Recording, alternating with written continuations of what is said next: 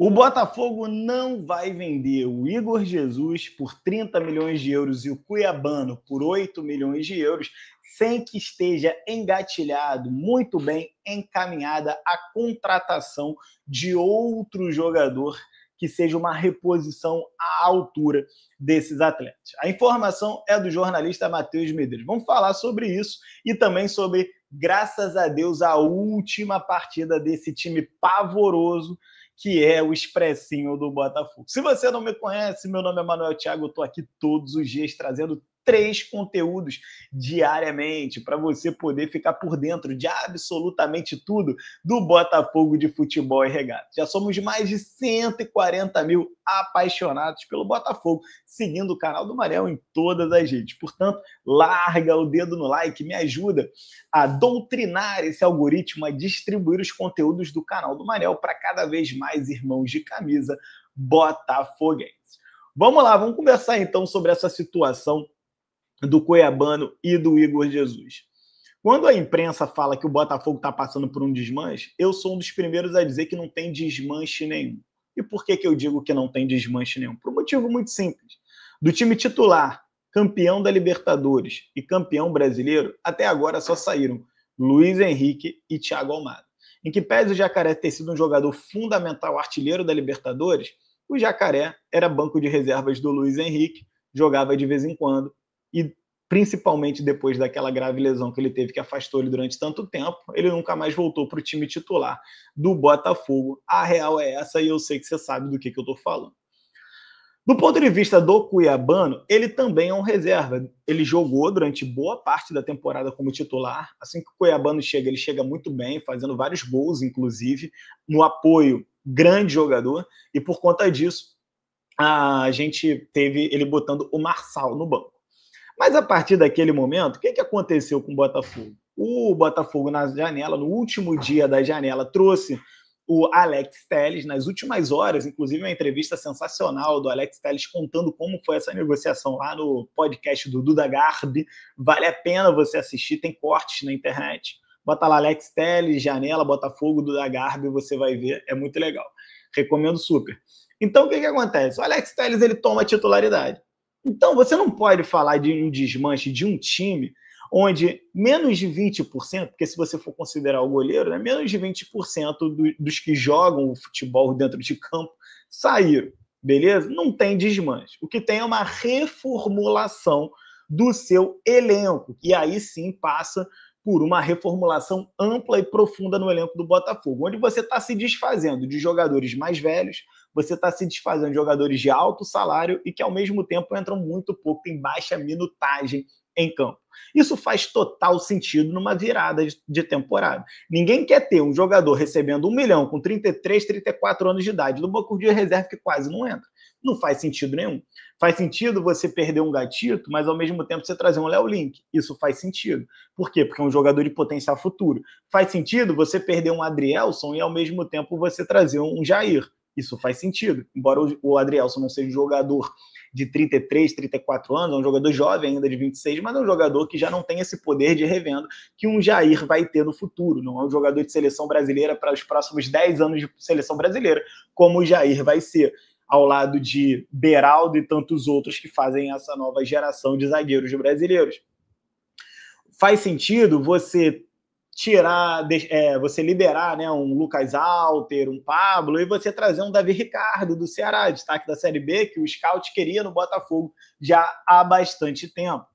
E por aí vai, faz sentido você perder ali, quem sabe, um jogador de frente e você trazer o Wendel. Perdeu o Almada, mas você traz o Wendel. É uma aposta à altura. Muita gente vai dizer que o Wendel não está no caminho do Almada, no mesmo nível. Eu até acho que não, mas está lá. No mercado ele custa 20 milhões de euros, o Almada veio por mais ou menos esse valor, e é uma aposta do Botafogo, um cara que tem 11 assistências em 19 jogos. O próprio Bitelo, que eu acho que até o final da janela vai chegar, acho que agora ele vai tomar um chá de cadeira ali, por conta do mau comportamento dele, de não ter se representado, sem combinar com a diretoria do Dínamo. A diretoria do Dínamo vai dar um castigo nele, não vai entregar de bandeja o que ele quer, que é vir para o Botafogo voando, né? Já se fala numa reunião entre os dias 5 e 6 de fevereiro para poder acertar a negociação do Bitelo. Acredito que, de fato, ele vai vir para o Botafogo, ele não tem mais clima nenhum para ficar lá na Rússia, no Dínamo, mas, ao mesmo tempo, o Dínamo não vai liberar ele amanhã, entendeu? O Dínamo foi sacaneado nessa história, a verdade é essa, e, portanto, o Bitelo vai também agora tomar um chazinho de cadeira e o Botafogo se ferrou nessa história. Se o Bitelo só tivesse se apresentado, ao invés de forçado a saída, o Bitelo já seria jogador do Botafogo, muito provavelmente. Enfim, empresários e dirigentes do Botafogo estão tentando agora contornar essa situação para que seja melhor para todas as partes. O Dínamo recebe o dinheirinho dele, o Botafogo recebe o jogador fica feliz de voltar para o futebol brasileiro. Mas seja como for, quando a gente pensa em Igor Jesus, quando a gente pensa em Cuiabano, para mim está muito claro que não é chegar uma proposta do exterior qualquer e sair vendendo o jogador. Não é isso que o Botafogo está fazendo.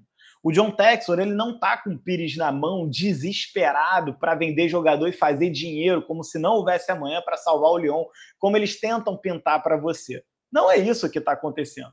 O que está acontecendo é, temos jogadores muito valorizados. E esse, por exemplo, o Igor Jesus recebendo proposta de 30 milhões. E eu quero te lembrar que o John Textor, ele chegou a falar em novembro que ele faria uma janela de 100 milhões de euros. Gente, ele está muito perto de cumprir essa meta de 100 milhões de euros na janela. Se você parar para pensar que ele gastou 35 milhões de euros, ele recebeu 35 milhões de euros no Luiz Henrique, pode receber agora mais 30 milhões de euros no Igor Jesus, já são 65 milhões de euros.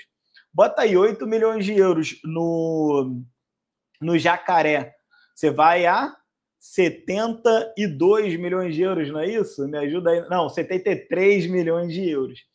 Cara, já está muito perto da meta, entendeu? Já está muito perto da meta. Então, assim, se você vende por mais 8 o Cuiabano, você chega a 81 milhões de euros. E eu não acho muito difícil. O Botafogo tem ali no elenco jogadores que, se ele quiser fazer assim, chegam 2, 3 propostas ali de 10, 15 milhões de euros para cada e leva. Tem jogador valorizado para isso. Você tem o Matheus Martins, você tem o Vitinho, tudo campeão de Libertadores, entrando em campo. Você tem o Savarino. Se ele quisesse realmente vender jogador em profusão, ele faria, mas não é isso que ele está fazendo. Detalhe, para cada jogador que está saindo à vista. Mas para cada jogador que está chegando de forma parcelada. Ainda ontem eu li uma matéria, ontem ou anteontem, eu li uma matéria falando sobre o Luiz Henrique. E sobre o Luiz Henrique, eu fiquei estarrecido com a informação. O Botafogo até agora só pagou 4 milhões de euros dos 20 milhões de euros que custou o Luiz Henrique. Na verdade, não, ele não custou 20 milhões de euros, ele saiu por 16, era para ser 18, mas tinha uma cláusula no contrato do Luiz Henrique que dizia que, se ele fosse negociado com o Lyon, haveria um bônus de mais 2 milhões de euros a ser pagos ao Betis. Como ele foi vendido na prática para um outro clube que não o Lyon, no caso o Zenit, essa cláusula não foi ativada e, portanto, ele custou 16 milhões de euros ao Botafogo. Dos 16, o Botafogo só pagou 4. Então, perceba, ele recebe dinheiro à vista, mas ele compra parcelado. E é no spread entre o recebimento à vista, é na diferença entre o recebimento à vista e o pagamento parcelado que sobra dinheiro no caixa do Botafogo. E com isso ele consegue ter capital, liquidez para poder fazer frente a novas contratações, tanto para o Glorioso quanto pagar as dívidas lá no Lyon. Que detalhe, ele não depende só de venda de atleta para pagar a dívida no Lyon. Eu trouxe para vocês, ao longo desses dias, as informações de que a Money League Football, que é o relatório da Deloitte, que é uma das Big Four, uma das maiores empresas de auditorias e que estudam o mercado, as indústrias de um modo em geral, mas a indústria do futebol também, esse relatório trouxe que o Lyon teve uma receita recorde muito alavancada pelas consequências de investimentos feitos até antes do John Textor em infraestrutura no Groupama Stadium, onde o Lyon aumentou sua capacidade de arrecadação no estádio com mais espaços, com mais datas disponíveis em dia off-jogos e coisas do tipo. Então o Lyon comercialmente se alavancou muito em patrocínio e infraestrutura, e por conta disso o Lyon está com uma receita recorde. Além disso, ele teve uma receita recorde no Botafogo também, saiu de 120 milhões para 700 milhões de receita. É o que a gente vai apurar no balanço do Botafogo, mas os números que nós trabalhamos são esses 700 milhões de receita, muito em função também das premiações. Aí você tem o John Textor pré-IPO vendendo ações da Eagle, né, cotas de participação da sua holding, por 50 milhões de dólares para um grupo, né, que é o Sá Teixeira, que eu já trouxe aqui para vocês também. Conteúdo exclusivo do canal do Manel. Só o canal do Manel trouxe o grupo Sá Teixeira para vocês. Tá aqui, ó. Só rolar para baixo aí. Vai rolando, vai procurando uma capa que parece até uma logo do Naruto. Assim. Depois eu boto aí direitinho para vocês o card em algum lugar aqui do grupo Sá Teixeira. Né, um grupo bilionário, comprou esses 50 milhões de dólares. Ele pretende vender mais 50 milhões de dólares antes desse IPO. Aí vai vir o IPO até março. Quer dizer, ele tem várias fontes de receita. E se tudo desse errado, ele ainda por cima teria como passar o chapéu nos investidores para poder buscar dinheiro. E ele ainda tem a venda do Crystal Palace, que também vai se aperfeiçoar em algum momento, vai acontecer. Tá? E ele vai botar aí no bolso pelo menos 200 milhões de dólares. Eu não falo esse número de orelhada, não. Eu falo esse número real, porque se você acompanha o canal do Manel, você viu eu trazendo a informação do The Athletic, que é o braço esportivo do jornal New York Times, e o The Athletic assina uma matéria dizendo que o John Textor recusou uma proposta de 185 milhões de dólares de um fundo saudita-americano querendo comprar os seus 45% de participação no Crystal Palace. Significa dizer que ele vai vender por mais de 185 milhões. Aí sim eu especulo pelo menos uns 200 milhões de dólares, o que dá 1,2 bilhão de reais. Então assim, gente, cara, o americano sabe trabalhar. Esse americano, ele dá nó em pingo d'água. A imprensa fica desesperada com ele. A verdade é essa. Entendeu? Eu sei que você está cansado dessa janela já, é muita especulação. Eu também estou cansado, estou de saco cheio, para falar a verdade. Ah, Bitelo hoje é isso, Bitelo amanhã é aquilo. É que é Vasco Matos, é que é Rafa Benítez, é que não sei o quê. Cara, é Tata Martino. Você tá entendendo? A gente não quer mais, porra, especulação. Essa época é um saco, a verdade é essa. A gente quer definições. Cara, hoje é dia 26. Dia 2 tem jogo. Eu tô desesperado, porque quem vai comandar esse time é o Carlos Leiria. Desesperador pensar nisso, cara. O Carlos Leiria teve 5 jogos, a contar com o jogo de mais tarde, né? Botafogo joga, salvo engano, em Moça Bonita, não é isso? Hoje é contra o Bangu? Deixa eu ver aqui, ó. Botafogo e Bangu. Né? Botafogo e Bangu, o jogo vai ser no estádio Newton Santos, às 18 horas. Tá? Você vai poder assistir pelo Premiere e pelo Sport TV. Mas olha o time do Botafogo, é desesperador. Raul, na minha opinião, foi muito mal nesses jogos. Não consigo ver o Raul como um goleiro que tenha se destacado positivamente nesses jogos. Newton, um dos poucos que a gente viu uma real esperança de que pode ajudar o grupo principal. Acho que ele vai acabar ganhando oportunidade, pelo menos para completar treinamento junto ao principal e se desenvolver. Vejo algum futuro no Newton. Agora, Serafim, Cauã, sinceramente, não vejo esse potencial. O Rafael Lobato, eu vi pessoas elogiando o Rafael Lobato. Eu, particularmente, ainda não vi esse futebol nele. Tomara que se desenvolva. O Cauê, esse sim, para mim, tem que fazer parte do grupo principal. O Newton, o Newton, cara, tomara que ele tenha essa chance, mas o Cauê é um cara que eu queria. Uma coisa é eu torcer para que o jogador se desenvolva, caso do Newton, do Lobato. Outra coisa é eu ver potencial nesse cara e falar, esse cara tem que estar no time principal, pelo menos como terceira, quarta opção, mas ele tem que estar lá. O Cauê, para mim, é esse jogador. Para mim, de todos eles, o Cauê é o cara que mais se destaca. Patrick de Paula, cara, assim, eu estou muito feliz por ver o Patrick de Paula voltar. Eu estou muito feliz de ver que ele fisicamente está bem. Esses 5 jogos serviram para mostrar que fisicamente o Patrick de Paula pode jogar 90 minutos e ele pode jogar uma sequência de jogos, quarta, domingo, quarta, domingo, quarta, domingo. Ele está recuperado fisicamente. Isso é uma felicidade muito grande. Não porque o Botafogo vai vender e vai ganhar dinheiro com ele. Não. É porque, cara, a gente torce pelo ser humano, pelo atleta, entendeu, cara? Tem uma pessoa ali, tem um coração, tem sentimento ali por trás, entendeu? Isso daqui não é videogame, entendeu? Porra, o cara fica ali, fica down, ele pensa que a carreira dele acabou e tal. Cara, mas assim, ao mesmo tempo, eu não vejo no Patrick de Paula esse cara para poder integrar o elenco principal. O Cauê, pelo menos, é mais jovem e tal, pode ter um potencial de revenda interessante ali na frente. O que eu faria com o Patrick de Paula? Eu procuraria um clube como Vitória, por exemplo, um clube que realmente deve fazer uma campanha mais ou menos ali de Sul-Americana, e eu emprestaria o Patrick de Paula mais uma vez. Dificilmente o Patrick de Paula vai ter oportunidade no elenco principal do Botafogo. Mas no elenco de Sul-Americana eu acredito que ele poderia ter essa oportunidade. Eu procuraria o Sport, eu procuraria o Vitória, e eu emprestaria. O Ceará, que voltou da Série B, está precisando de jogador qualificado, emprestaria.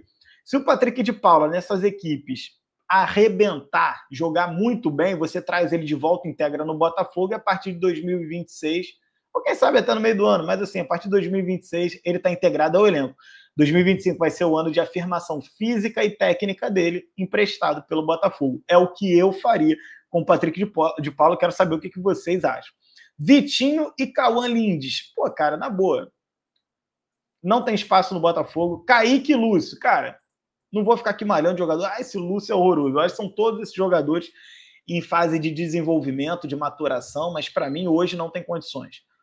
Yarley e Matheus Nascimento. Eu gosto do Yarley, tá? Podem me criticar. Como o Botafogo não tem nenhum ponta-direita, eu acho que o Yarley, pelo menos, é a nossa terceira opção. Acho que o Botafogo trouxe o Arthur, que vem para ser o titular, porque você não tem mais Luiz Henrique nem o Jacaré. Na minha opinião, o Texel tinha que contratar algum ponta-direita ainda melhor do que o Arthur. Se o Arthur custou 10 milhões de euros, o Texel tinha que buscar um cara de 15 a 20 milhões de euros para o Arthur ser o reserva desse cara. Entendeu? É o que eu acho que o Texel tinha que fazer. Tomara que ele faça. E aí o Yarley ser essa terceira opção. E o Matheus Nascimento, cara, é o seguinte, muita gente vai ficar pé da vida comigo, só que eu continuo acreditando no Matheus Nascimento. Já falei, cara, camisa 9 é o tipo de jogador que mais demora a se desenvolver. O fato de você estar cansado e não conseguir mais ouvir falar do Matheus Nascimento não é culpa do Matheus Nascimento, é culpa de uma péssima gestão de carreira que foi muito atabalhoada feita do Matheus Nascimento, que lançou precocemente ele no profissional, um moleque que nem 21 anos ainda tem, ainda está com 20. Você está entendendo? Então, assim, o Matheus Nascimento, para mim, o que falta a ele é porte físico. Matheus Nascimento ainda não tem o porte físico de um profissional. E falta ao Matheus Nascimento também atitude. Na minha opinião, o que falta ao Matheus Nascimento é atitude. É chegar, botar a faca nos dentes, o sangue nos olhos e falar, irmão, eu tô aqui para vencer, eu vou fazer acontecer. E, de fato, conseguir fazer acontecer. O Matheus Nascimento ainda não tem essa atitude. Eu vejo um cara muito mole dentro de campo, um cara que não briga, não disputa, e futebol é disputa. Para mim é isso, beleza? A gente se vê mais tarde aqui, são 3 edições, essa é a primeira do dia. Lá pelas 2 horas da tarde eu volto com a segunda edição, e aí no pós-jogo do Botafogo e Bangu, eu vou esperar acabar o jogo para poder trazer o terceiro vídeo para vocês. Valeu? Um grande abraço para vocês que ficam e fui.